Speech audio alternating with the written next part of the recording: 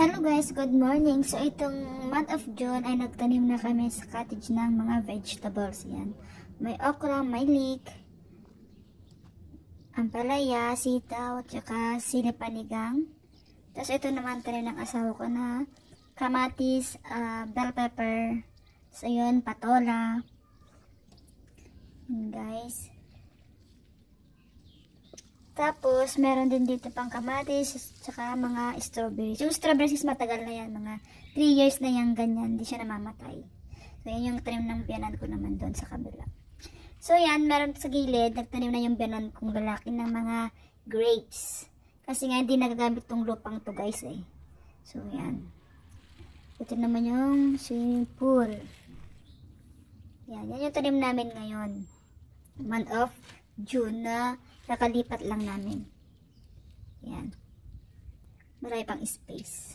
So, ito naman yung tanim namin dito sa loob ng dito, flat. Yan. Andito, lumaki na sila guys. You know. Yan, yung bell pepper, din, kamati, cherry tomato. Daming dahon, diba? Yan, mga sili yan. May tawag yan, may check na tawag. Saluyot. Tapos yan, may saluyot ako. Tsaka yan, mga petchay. Yung mga petchay guys is namatay sila dahil kinain sila ng mga insekto. Yan yung ampalaya. So, ay, yung kamatis, may hinog na. Maliliit pa yung mga tanim ko dyan. Ayan, dami. Pero yung kamatis kasi, una silang, mabilis lang lumaki. Ito yung tanim namin ito sa kwarto. Sa kabila. Ay, lahat ng, ano guys, ito yung pinagin namin ng mga jalapeno. Daming bunga ng jalapeno namin. Yan ng balcony namin. Diba? Daming dahon. Jalapeno. Pang tinola. Yan. 2 years tapos, na yan. another cherry tomato sa kabila. Ang dami ng hinog. Ito naman is another cherry tomato. Dami ng hinog. Yung lahat na nakikita nyo guys, maliban sa mga Asian na vegetable. So, ito yung balcony sa yung mga Asian kwarto ako namin. na nagtanim kasi hindi naman tayo siya sa kumakain ng kabila. mga Asian vegetables. Maliban sa dito tayo. beans, kinakain din yun. Sa kabilang. At ito naman sa kabilang balcony sa sala. So, ito naman ay another jalapeno. Maliliit yung taas ng ano niya. Guys. O, diba? Ang dami din niyang dahong mapipitas. 3 Tapos, years na yan sa cherry amin. tomato. Kasi ito naman is yung another cherry tomato. Na, yung nasira ito to kasi guys, guys. sobrang lakas ng hangin. Parang may bagyo. Natumba siya kaya tinali na ng asawa ko yung mga... Nahulog siya kaya tinali siya ng asawa ko sa paso. Yan. Ito isang ampalaya. Tinali niya sa may bintana kasi nahulog siya guys. Bell pepper to. Yan. Diba? Ito naman is bell pepper. Bunga na yung bell yan, pepper natin. Diba? Ang dami din dahon. Lalaki ng mga dahon. Tapos, sarap ng talbusan. Ito naman yung another sili. Diba? Sili na panigang, labuyo, at saka dynamite. Dynamite, labuyo, at saka siling panigang. So, buksan natin. Tapos, tayo sa kabilang bintana. So, diba? Another ulit sili. Yan, maraming tanim na sili yung asawa ko kasi mga bell pepper ata to eh. Another bell pepper. Bell pepper. So, ito din may mga bunga. Ito kamatis. Ito naman is tomato. Yan, yung malalaki. Kamatis. Tapos, kasi yan yung siling labuyo. Diba? Tagal lumaki ng siling labuyo. Mas marami dito. Is July na tong. So, ito kasi may extra kung sitaw to. Yan. Ito naman is sitaw siya. Sitaw tsaka patola na extra lang yan. Nakala, bigla na lang silang tumubo. Nakala ko yung patay na yan guys. Akala ko dito tumubo. Kasi ang tagal nilang mag-germinate sa patola. Sobrang lamig din kasi akala ko sira. Nagsitubuan siya dyan. Biglang lumalamig, biglang iinit. Kaya hindi sila dito ulit sa kusina. Bandar namin tanim. Dito naman tayo sa panibang kusina. Ito naman yung mini. Lahat ng space guys sa balcony. Forest ng asawa ko. Tinodo namin. Ito yung mini forest na asawa ko. Walnut yan guys. Ginagawa niyang bonsai. Tapos meron tayo ito. Ito naman yung parang dahon siya ng sili. Yan yung ba to? rosemary. Rosemary. Kasi yan yung Tapos rosemary. ito Yung yung asawa ko parang din nagtanim dahon dyan. ng sili. Ay, dahon ng yan ako nagtanim sibuyas. May sibuyas talaga siya guys. Madalas May gumamit strawberry ilalagay sa kami. itlog. Liliit lang. Yan yung maliliit Ito na ulit yun. strawberries. 4 years na yan sa amin guys. Bigyan ko yung kawat. Yan. Yung Tapos ito, may ampalaya tsaka ito is another saluyot. saluyot. Tapos ampalaya. Tapos yun, flower. Yan, bulaklak. Mga tinanim yan ng asawa ko na buto lang tapos tumubo na. Mahilig siya magtanim. Hindi nga lang siya marunong mag-arrange ng bagay mga kami kasi mahilig basta ibubudbud lang na yun. O, diba? Siya mga is buto. mga Diba? ganyan na flowers. Yan, ito yung view sa amin. Ito yung balkon. view namin sa balcony. Gusto ko magtanim sana dyan. Gusto ko magtanim yan guys ng dyan ko sana itanim yung sitaw patola kaya lang baka daw, kinakat nila yung grass baka nagkat ng pati yung tanim grass, kumakat maputol kaya wag din. na lang guys tsaka maano siya madamo. Gusto kong itry. Hindi siya bagay daanan So, din yan yan ng lang, tao guys. Sa guys. kaihan ng aso. Alam nyo na. So, yan guys. Yan guys. So, I-pick natin ngayon tong ating ibang kamatis na hinog na kasi sausawan natin sa itlog maalat. Yan. May napitas na ako, naalala ko i-video. Yan. May apat na. Kunti lang yung mga hinog lang. Yellow na cherry tomato pala to guys. Yan. Kunti lang pipitasin natin. Sausawan lang naman namin.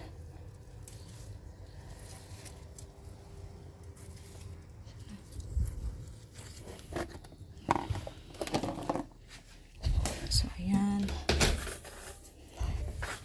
Ay, dito ang marami. Ay. Lahat ng tanim namin guys nakapaso. Yan ah. Sili. So, ayan.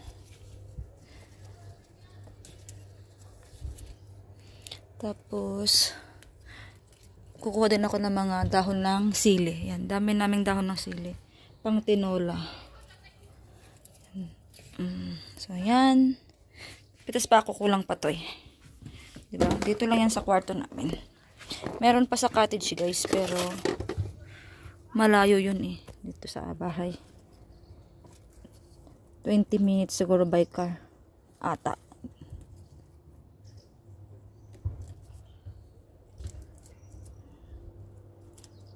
Pwede na kasi konti pa ba to? Okay na to siguro. Tapos, dahon ng sili. Yan. Kuha tayo ng dahon ng sili. So, ayan. So, ito na guys, ang ating tanim na ampalaya at saka sitaw. Tingnan nyo, bigla silang lumago guys. Tingnan nyo, oh. Naging ano na sila. Yung iba't inakita ng asawa ko dun sa fence, bakod.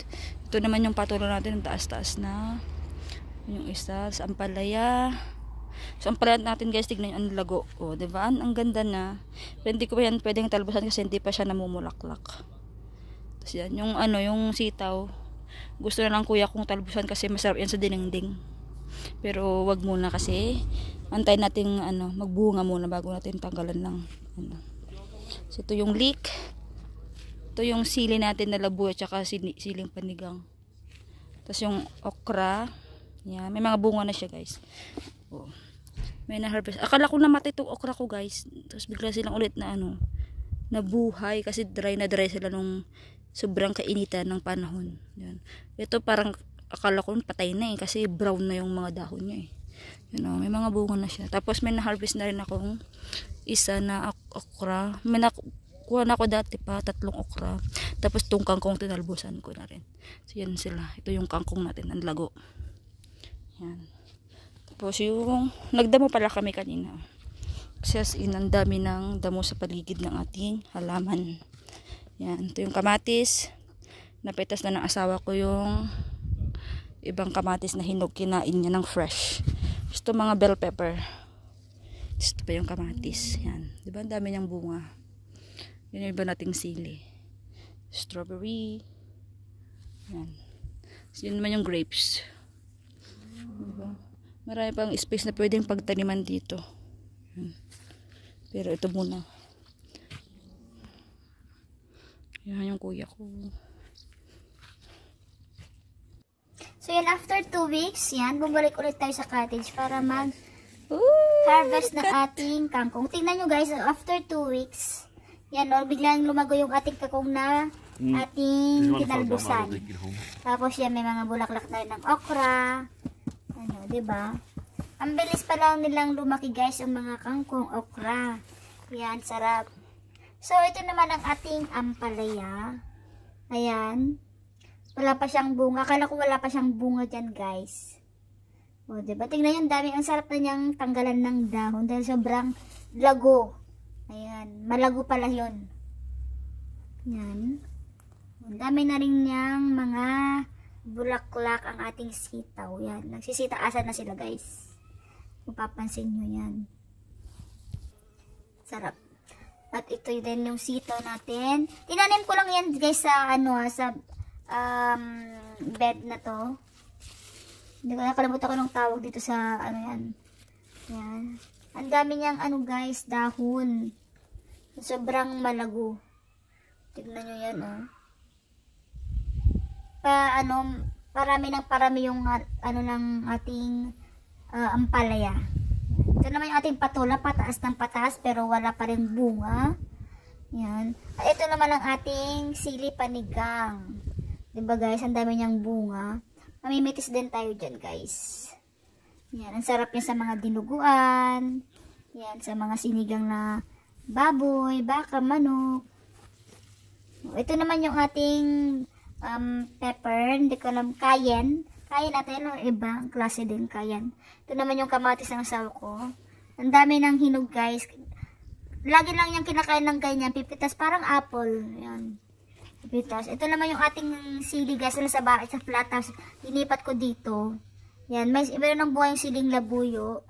Pero yung ibang sili, bulaklak. Hindi sila lumaki guys eh. Hindi ko lang kung bakit dahil siguro sa maliit lang yung paso. Tapos 3 pang nakatanim. So yan, palago ng palago ang ating sitaw guys. Dami na niyang talbos. So hindi mo na mapapansin kung may bunga yan o wala.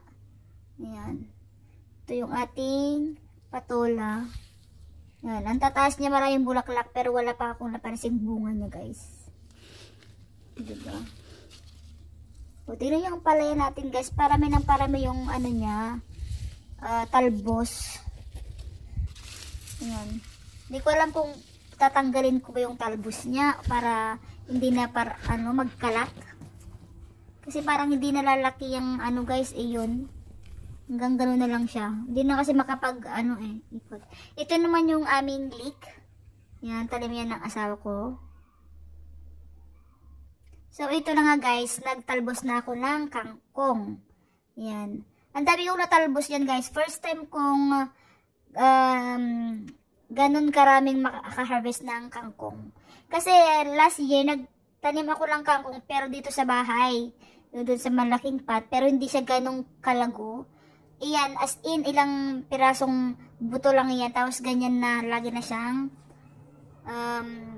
nagtatalbos. Marami na siyang dahon. Ayan.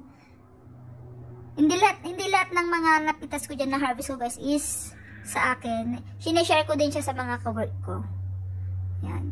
Pati yung okra pinitas ko na guys kasi nga, ang bilis palang gumulang ang okra. So kahit isa lang ang iwan mo dyan, magbalik mo after 2 weeks, magulang na siya. So yan, namitas na rin ulit ako ng siling panigang. Kasi parami ng parami, tsaka hindi naman na sila lalaki yung mga sili guys. Napansin ko lang hanggang ganyan na talaga sila. Tsaka dami rin yung dahon. Ang sarap na rin yung tanggalan. Para lumaki, baka biglang lumaki yung mga bunga niya. Or dahil siguro sa lahat na andyan na nakatanim. May ampala tsaka sitaw kasi dyan magkakadikit na sila guys. So ayan. Diba ang daming bunga. Sarap mamitas pag. So ito guys, may bunga na pala ang ating ampalaya. Ngayon ko na napansin. Kung kailan nagtatalbos ako ng... Uy, ang dami palang yung bunga. Oh my god. Oh. May malaki pala dun guys. Hindi ko napansin. Ang laki. Ang daming bunga. Hindi ko siya tatalbusan muna nga to. Ito, wala pa siguro. Ay, mayroon! Ay, ang lalaki! Ay, mayroon na pala. Nakatago lang. Baka tong sitaw, di may mga sitaw. Hindi ko na kasi sobrang samag Ilocano. Sobrang siya. Ay, mayroon nga!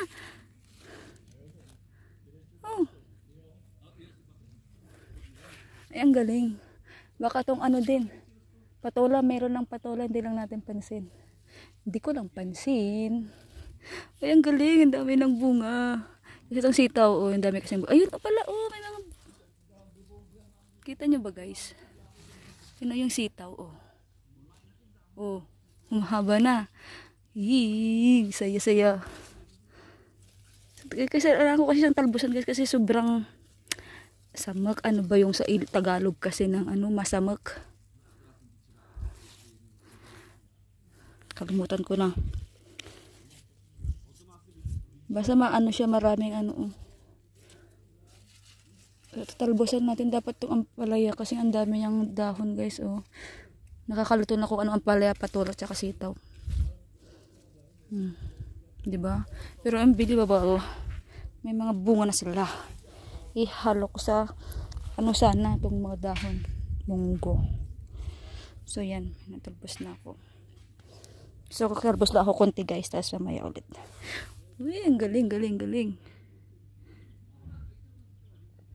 So ito guys, after namin pumunta ng cottage, dumaan kami dito sa likod ng flat. Yan, flat namin. At para ng forest pala guys sa likod, tingnan nyo yan. Ang daming bunga ng cherry tomato sa baba. O, tingnan nyo, kada pitas, subo. Matamis daw yun, sabi ng asawa ko eh. Pag ano, para siyang, ano, cherry. Yan, ang kinakain lang daw. Oh! Na ito may bunga na rin yung ating ampalaya dito sa likod. Di ba ang bilis nang lumaki ng ating mga tanim guys, ating mga vegetables. Yan yung mga strawberry, may mga bunga, pero malilit na kasing strawberry na yan. Ito yung likod namin guys. Oh. Nakikita nyo sa loob, pero hindi nyo nakikita yung buong buo. So ito na. Yan, ito na yung kagong napitas ko. Yan, diba? In-steam ko lang siya. Yan ang ulam ko nung araw na yan. Tsaka sausaw ko sa bagoong at tsaka suka na may sili. Yan. Kasi yung kamatis na pinitas namin. Tapos, ito naman yung sinare ko sa kaibigan ko. Guys, sa work ko na ampalaya. Yan. Dinagdagan ko lang daw ng ampalaya. Yung binigay kong ampalaya pala sa kanya guys is binigay niya sa munggol. Binigyan niya ako. Tapos, wala nang naiwang ampalaya. So, kinuha ko siya. Dinagdagan ko ulit ng ampalaya. So, ito guys, after 2 weeks, yan, malalaki na ulit yung ating mga so yan na yung mga ating sitaw, marami na siyang bunga, yan, lumaki na sila, yan, pero konti lang yung mapipitas ko dyan guys, kasi hindi lahat ay ating pipitasin. Ang ating patuloy ay talagang patuloy na tumataas, pero wala pa rin siyang bunga, hanggang bulaklak lang siya guys. So yan, yung ating kangkong hindi pa rin patubog ulit siya, 'di ba? Wala pa kasing tinalbusan natin 'yan. Pero yung okra guys, ang bilis siyang lumaki ah. Mayroon na naman akong na-harvest.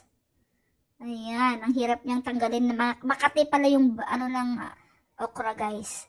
Yung kangkong meron ng paisisang talbos pero hindi ko siya tinalbusan. Ayan, yung leek ng asawa ko. So ayan, ang ating tanim. So, today is August 26 nang pumunta kami dito. Ayan. Ang ating sitaw ay palago ng palago. Ayan. At ang ating sili ay talaga namang nag-uumabaw sa dami ng bunga. So, ayan.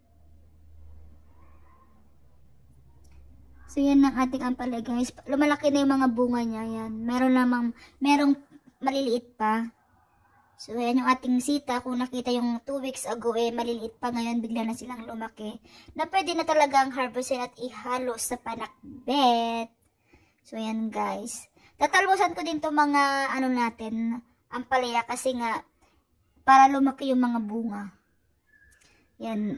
Lumalayo naman ako guys sa mga bunga niya. Doon lang sa malalaking parang matanda na yung mga dahon. Yun ang tinatanggalan ko para pang-ulam natin. Yung kamatis guys is halatang malapit nang matapos. Kasi nagda-dry na yung mga dahon niya. Ayan. Ang daming talbos ng ampalaya guys. Hindi ko alam kung pwede ko siyang harvestin. So ayan. Ito naman guys, bulaklak ng kalabasa. Nanguha din ako, namitas din ako kasi sayang. Tinatapon lang kasi yan ng biran kundi hinahayaan lang niya kasi. Kasi may mga bunga yung ating mga kalabasa. Ihalo din natin ito sa pinakbet guys, yung bulaklak ng kalabasa. O, diba? At ito naman ang ating kaisa-isang kalamansi na malaki. Marami siyang bunga guys, pero nag-iiwan ako ng isa kasi yun ang request ng biyanan kong babae. So ngayon, pwede ko lang pitasin itong kaisa-isang malaki kasi nga marami naman siyang bunga. Pag lumaki, mag-iiwan ulit ako ng isa. Kasi yun ang pinaka-request niya guys. Yan. So, ito naman yung ating kalabasa. Pinipitas na siya ng biyanan ko. Tapos, iwan lang yan sa may hagdan para kunin ko pag pupunta kami doon. Yan, ito yung mga tanim niya, mga flowers. Ayan. Ang dami niyang tanim guys na mga flowers yung biyanan ko. Same sila ng asawa ko guys.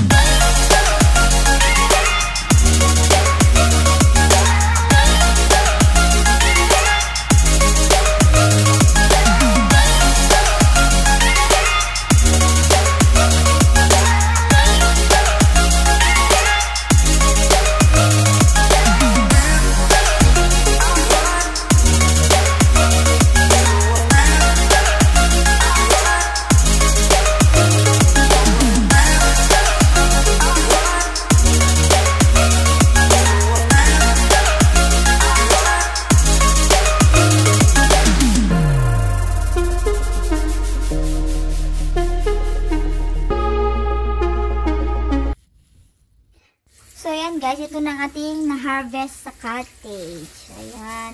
Ito na yung mga dahon na ampalaya, sili panigang. Hindi ko lahat hinarvest guys, yung sakto lang na magagamit ko. Ito yung kalamansi na nag-iisa. Tapos meron tayong 4 na okra, 4 na sitaw. Tapos yan na yung ating kalabasa. Yan, tsaka yung bulaklak ng kalabasa. Yan ang panghalo natin sa ulam. Ulalam. So, ito na ang ating munggo, bitahon ng ampalaya. Yan. Ito yung pinitas natin kanina. Yan. Yan, dami. Oh, daming dahon, guys. Sarap. Tsaka talong para, with talong. Wala akong talong na tanim ngayon kasi malamig eh, bilis nilang nasisira. Kaya bumili lang ako ng talong. So, tignan nyo tong marami siyang ampalaya. Oh, halos ampalaya lahat. Inagay ko na lahat dyan. Diba, ang sarap.